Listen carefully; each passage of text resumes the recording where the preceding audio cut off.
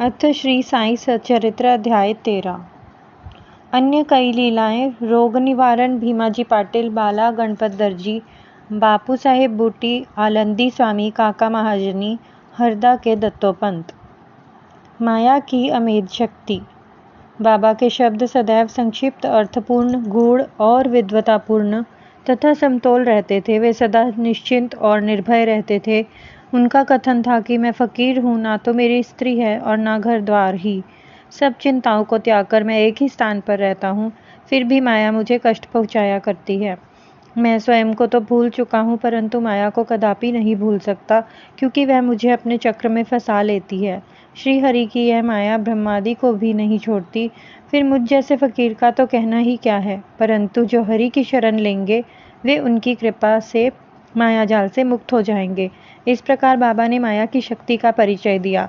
भगवान श्री कृष्ण भागवत में उद्धव से कहते हैं कि संत मेरे जीवित स्वरूप हैं, और बाबा का भी यही कहना था कि वे भाग्यशाली जिनके समस्त पाप नष्ट हो गए हों, वे ही मेरी उपासना की ओर अग्रसर होते हैं। यदि तुम केवल साईं साईं का ही स्मरण करोगे तो मैं तुम्हें भवसागर से पार उतार दूंगा। इन शब्दों पर विश्वास करो, तुम्हें अवश्य लाभ होगा। मेरी पूजा के निमित्त कोई सामग्री या अष्टांग योग की भी आवश्यकता नहीं है। मैं तो भक्ति में ही निवास करता हूँ। अब आगे देखिए कि अनाश्रितों के आश्रयदाता साईं ने भक्तों के कल्याणार्थ क्या क्या किया। भीमाजी पाटिल, सत्य साईं व्रत। नारायण गांव, तहसील जुन्नर, जिला पूना के एक महानुभाव भीमाजी पाटिल को सन 1909 में वक्षस्थल में एक भयंकर रोग हुआ, जो आगे चलकर क्षय रोग में परिणत हो गया। उन्होंने अनेक प्रकार की चिकित्सा की, परंतु लाभ नहीं हुआ। अंत में हताश होकर उन्होंने भगवान से प्रार्थना की कि हे नारायण, हे प्रभु, मुझे अनाथ की कुछ सहायता करो। यह तो विदित है कि जब हम सुखी होते हैं तो भगवत स्मरण नहीं करते, परंतु ज्यों ही दुर्भाग्य घेर लेता है और दुर्दिन आते हैं, तभी हमें भगवान की याद आती है। दुख में सुमिरन सब करे, सुख में करे न कोय, जो सुख में सुमिरन करे, दुख काहे को होए। इसलिए भीमा जी ने भी ईश्वर को पुकारा। उन्हें विचार आया कि क्यों ना साईं बाबा के परम भक्त श्री नाना साहेब चांदोरकर से इस विषय में परामर्श लिया जाए, और इसी हेतु उन्होंने अपनी स्थिति पूर्ण विवरण सहित उनके पास लिख भेजी और उचित मार्गदर्शन के लिए प्रार्थना की। प्रत्युत्तर में श्री नाना साहेब ने लिख दिया कि अब तो केवल एक ही उपाय शेष है, और वह है साईं बाबा के चरण कमलों की शरणागति। नाना साहेब के वचनों पर विश्वास कर उन्होंने शिरडी प्रस्थान की तैयारी की। उन्हें शिरडी में लाया गया और मस्जिद में ले जाकर लिटाया गया। श्री नाना साहेब और श्यामा भी इस समय वहीं उपस्थित थे। बाबा बोले कि यह पूर्व जन्म के बुरे कर्मों का फल है, इसी कारण मैं इस झंझट में नहीं पड़ना चाहता। यह सुनकर रोगी अत्यंत निराश होकर करुणापूर्ण स्वर में बोला कि मैं बिल्कुल निसहाय हूँ और अंतिम आशा लेकर आपके श्री चरणों में आया हूँ। आपसे दया की भीख मांगता हूँ कि हे दीनों के शरण, मुझ पर दया करो। इस प्रार्थना से बाबा का हृदय द्रवित हो गया और वे बोले कि अच्छा, ठहरो, चिंता न करो, तुम्हारे दुखों का अंत शीघ्र होगा। कोई कितना भी दुखित और पीड़ित क्यों ना हो, जैसे ही वह मस्जिद की सीढ़ियों पर पैर रखता है, वह सुखी हो जाता है। मस्जिद का फकीर बहुत दयालु है और वह तुम्हारा रोग भी निर्मूल कर देगा। वह तो सब लोगों पर प्रेम और दया रखकर रक्षा करता है। रोगी को हर 5वें मिनट पर खून की उल्टियां हुआ करती थी, परंतु बाबा के समक्ष उसे कोई उल्टी न हुई। जिस समय से बाबा ने अपने श्रीमुख से आशा और दयापूर्ण शब्दों में उक्त उद्गार प्रकट किए, उसी समय से रोग ने भी पलटा खाया। बाबा ने रोगी को भीमाबाई के घर पर ठहरने को कहा। यह स्थान इस प्रकार के रोगी को सुविधाजनक और स्वास्थ्यप्रद तो न था, फिर भी बाबा की आज्ञा कौन टाल सकता था। वहां पर रहते हुए बाबा ने 2 स्वप्न देकर उसका रोग हरण कर लिया। पहले स्वप्न में रोगी ने देखा कि वह एक विद्यार्थी है और शिक्षक के सामने कविता मुखाग्र कर न सुना सकने के कारण दंड स्वरूप बैंतों की मार से असहनीय कष्ट भोग रहा है। दूसरे स्वप्न में उसने देखा कि कोई हृदय पर नीचे से ऊपर की ओर और ऊपर से नीचे की ओर पत्थर घुमा रहा है, जिससे उसे असह्य पीड़ा हो रही है। स्वप्न में इस प्रकार के कष्ट पाकर वह स्वस्थ हो गया और घर लौट आया। वह कभी कभी शिरडी आता और साईं बाबा की दया का स्मरण कर साष्टांग प्रणाम करता था। बाबा अपने भक्तों से किसी वस्तु की आशा न रखते थे, वे तो केवल स्मरण, दृढ़ निष्ठा और भक्ति के भूखे थे। महाराष्ट्र के लोग प्रतिपक्ष या प्रति मास सदैव सत्यनारायण का व्रत किया करते हैं, परंतु अपने गांव पहुंचने पर भीमाजी पाटिल ने सत्यनारायण व्रत के स्थान पर एक नया ही सत्य साई व्रत प्रारंभ कर दिया। बाला गणपत दर्जी।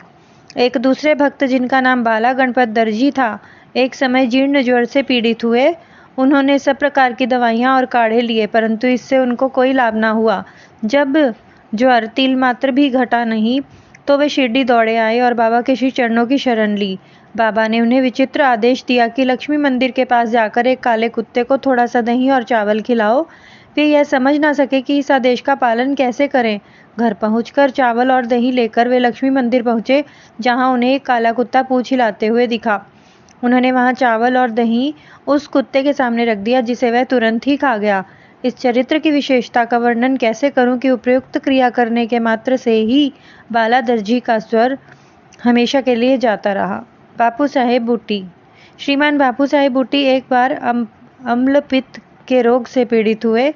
उनकी अलमारी में अनेक औषधियाँ थी, परंतु कोई भी गुणकारी ना हो रही थी।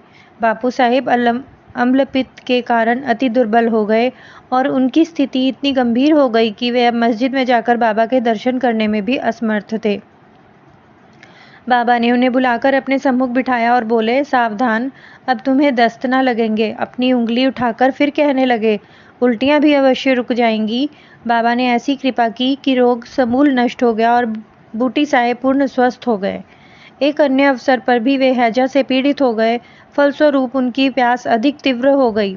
डॉक्टर पिल्ले ने हर तरह के उपचार किए, परंतु स्थिति न सुधरी। अंत में वे फिर बाबा के पास पहुंचे। उनसे तृषा रोग निवारण की औषधि के लिए प्रार्थना की। उनकी प्रार्थना सुनकर बाबा ने उन्हें मीठे दूध में उबले हुए बादाम, अखरोट और पिस्ते का काढ़ा पीने को कहा। यह औषधि बतलाई। दूसरा डॉक्टर या हकीम बाबा की बतलाई हुई इस औषधि को प्राणघातक समझता, परंतु बाबा की आज्ञा का पालन करने से यह रोगनाशक सिद्ध हुई और आश्चर्य की बात यह है कि रोग समूल नष्ट हो गया। आलंदी के स्वामी। आलंदी के एक स्वामी बाबा के दर्शनार्थ शिरडी पधारे। उनके कान में असह्य पीड़ा थी, जिसके कारण उन्हें एक पल भी विश्राम करना दुष्कर था। उनकी शल्य चिकित्सा भी हो चुकी थी, फिर भी स्थिति में कोई विशेष परिवर्तन न हुआ। दर्द भी अधिक था। वे किंकर्तव्य विमूढ़ होकर वापस लौटने के लिए बाबा से अनुमति मांगने गए। यह देखकर श्यामा ने बाबा से प्रार्थना की कि स्वामी के कान में अधिक पीड़ा है, आप इन पर कृपा करो। बाबा ने आश्वासन देकर कहा, अल्लाह अच्छा करेगा। स्वामी जी वापस पुणे लौट गए और एक सप्ताह के बाद उन्होंने शिरडी को पत्र भेजा कि पीड़ा शांत हो गई है, परंतु सूजन अभी पूर्ववत ही है। सूजन दूर हो जाए, इसके लिए वे शल्य चिकित्सा कराने बंबई गए। शल्य चिकित्सा विशेषज्ञ ने जांच करने के बाद कहा कि शल्य चिकित्सा की कोई आवश्यकता नहीं है। बाबा के शब्दों का गूढ़ अर्थ हम निरे मूर्ख क्या समझें। काका महाजनी। काका महाजनी नाम के एक अन्य भक्त को अतिसार की बीमारी हो गई। बाबा का सेवा क्रम कहीं टूट न जाए, इस कारण वे एक लोटा पानी भरकर मस्जिद के एक कोने में रख देते थे, ताकि शंका होने पर शीघ्र ही बाहर जा सके। श्री साईं बाबा तो सब विदित था, फिर भी काका ने बाबा को सूचना इसलिए नहीं दी कि वे रोग से शीघ्र ही मुक्ति पा लेंगे। मस्जिद में फर्श बनाने की स्वीकृति बाबा से प्राप्त हो चुकी थी, परंतु जब कार्य प्रारंभ हुआ तो बाबा क्रोधित हो गए और उत्तेजित होकर चिल्लाने लगे, जिससे भगदड़ मच गई। जैसे ही काका भागने लगे, वैसे ही बाबा ने उन्हें पकड़ लिया और अपने सामने बिठा लिया। इस गड़बड़ी में कोई आदमी मूंगफली की एक छोटी सी थैली वहां भूल गया। बाबा ने एक मुट्ठी मूंगफली उसमें से निकाली और छील कर दाने काका को खिला दिए। क्रोधित होना, मूंगफली छीलना और उन्हें काका को खिलाना, यह सब कार्य एक साथ ही चलने लगा। स्वयं बाबा ने भी उसमें से कुछ मूंगफली खाई। जब थैली खाली हो गई तो बाबा ने कहा कि मुझे प्यास लगी है, जाकर थोड़ा जल ले आओ। काका एक घड़ा पानी भर लाए और दोनों ने उसमें से पानी पी लिया। फिर बाबा बोले कि अब तुम्हारा अतिसार रोग ठीक हो जाएगा, तुम अपने फर्ज के कार्य की देखभाल कर सकते हो। थोड़े ही समय में भागे हुए लोग भी लौट आए। कार्य पुनः प्रारंभ हो गया। काका का रोग अब प्राय दूर हो चुका था, इस कारण वे कार्य में संलग्न हो गए। क्या मूंगफली अतिसार रोग की औषधि है? इसका उत्तर कौन दे? वर्तमान चिकित्सा प्रणाली के अनुसार तो मूंगफली से अतिसार में वृद्धि होती है, ना कि मुक्ति। इस विषय में सदैव की भांति बाबा के श्री वचन ही औषधि स्वरूप थे। हरदा के दत्तोपंत। हरदा के एक सज्जन जिनका नाम श्री दत्तोपंत था 14 वर्ष से उदर रोग से पीड़ित थे। किसी भी औषधि से उन्हें लाभ न हुआ। अचानक कहीं से बाबा की कीर्ति उनके कानों में पड़ी कि उनकी दृष्टि मात्र से ही रोगी स्वस्थ हो जाते हैं। अतः वे भी भागकर शिरडी गए और बाबा के चरणों की शरण ले ली। बाबा ने प्रेम दृष्टि से उनकी ओर देखकर आशीर्वाद देकर अपना वरद हस्त उनके मस्तक पर रखा।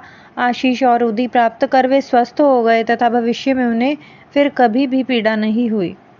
इसी तरह के निम्नलिखित 3 चमत्कार इस अध्याय के अंत में टिप्पणी में दिए गए हैं।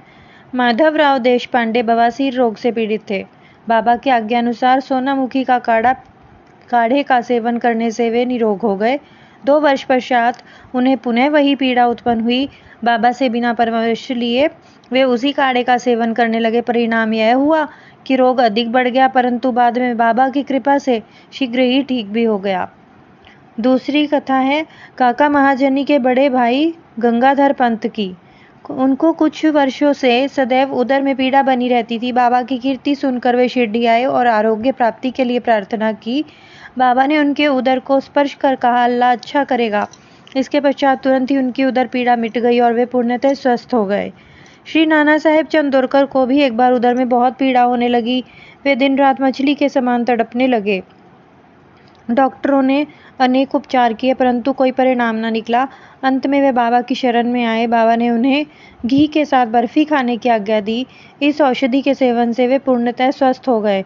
इन सब कथाओं से यही प्रतीत होता है कि सच्ची औषधि जिससे अनेकों को स्वास्थ्य लाभ हुआ, वह बाबा के केवल श्रीमुख से उच्चारित वचनों एवं उनकी कृपा का ही प्रभाव था। श्री सद्गुरु साईनाथ अर्पणमस्तु। शुभम भवतु। ओम साई राम।